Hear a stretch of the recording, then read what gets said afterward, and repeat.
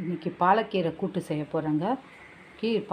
கூட்டு செய்யறதுக்கு தேவையான பொருட்கள்: கடுகு, உளுத்தம்பருப்பு, வெங்காயம், பூண்டு தட்டியது, ஒரு காஞ்ச மிளகா, வேக வச்ச சிறுபருப்பு, சிறிதளவு உப்பு, ஒரு அரை சிட்டிகை மிளகாய்த்தூள்.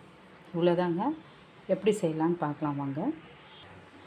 ஒரு 2 ஸ்பூன் எண்ணெயை விட்டுக்கிட்டு எண்ணெய் சூடானதும் கடுகு, உளுத்தம்பருப்பு போட்டு தாளிக்கணுங்க. கடுகு, உளுத்தம்பருப்பு பொரிஞ்சதும்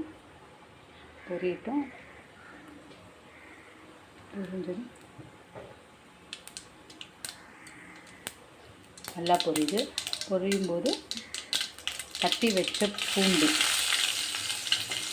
போட்டுக்கணும்.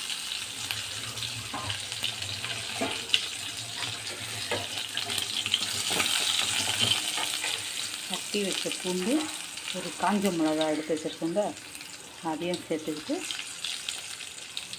வெங்காயம் போட்டுக்கணும்.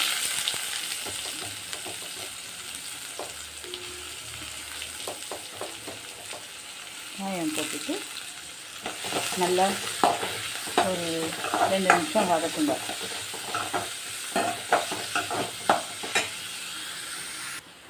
வெங்காயம் நல்லா 2 நிமிஷம் வதங்க இந்த அளவுக்கு வந்ததுமே அரிஞ்சு க்ளீன் பண்ணி வச்சுருக்கிற பாலக்கீரையை இதில் சேர்த்துருக்கோம்.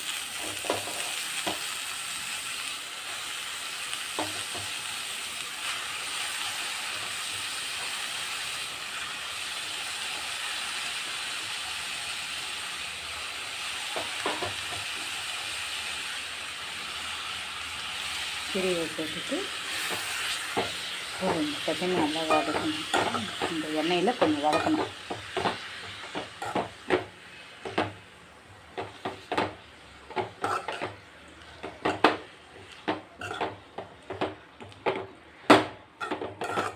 எண்ணெயில் நல்லா ஒரு 2 நிமிஷம் கீரை வதங்கட்டுங்க.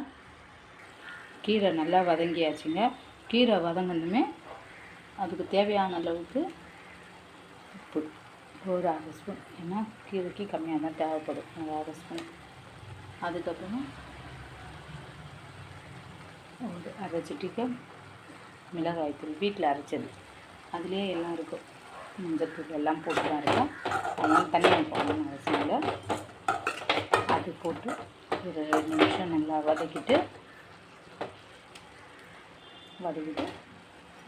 அதிலே தண்ணி நிறைய விடும். அந்த தண்ணியிலேயே ஒரு 5 நிமிஷம் வேகட்டும். வெந்த பிறகு பருப்பு போடுவோம். நல்லா வெந்துடுச்சு இந்த கீரை. இந்த சமயத்தில் சிறு பருப்பு வேக வச்சுருக்கோம், அதை இதில் அப்படியே சேர்த்துக்கலாம். சேர்த்துட்டு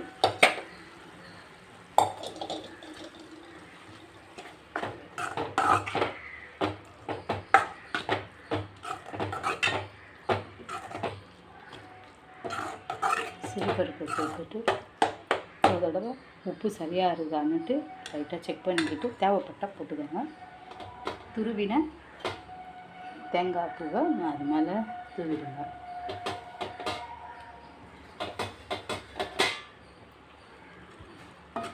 ஒரு 2 நிமிஷம் அது வெந்த பிறகு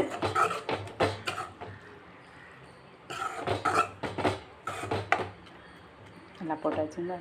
ஒரு 2 நிமிஷம் இது சின்ன தீயிலே வேகட்டுங்க. இப்போ கீரையை ஓப்பன் பண்ணி பார்க்கலாங்க. இப்போ நல்லா வெந்துடுச்சு.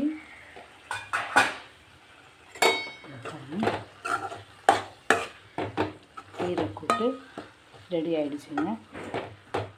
அருமையாக இருக்கும். இதை அப்படியே ஒரு பாத்திரத்துக்கு மாற்றிக்கலாங்க. இதை ஒரு பாத்திரத்தில் கிண்ணத்தில் மாற்றியாச்சுங்க. சூடாக இருக்குது. அதில் ஒரு ஸ்பூன் நெய் இப்படி மேலே போட்டுட்டு சூடான சாதத்தில் போட்டு பிசைஞ்சி சாப்பிடுங்க. சூப்பராக இருக்கும். இல்லை ரசம் சாதம், காரக்குழம்பு இது வச்சுட்டு கீரையை சாப்பிட்டிங்கன்னா ரொம்ப அருமையாக இருக்குங்க. தேங்க்யூ.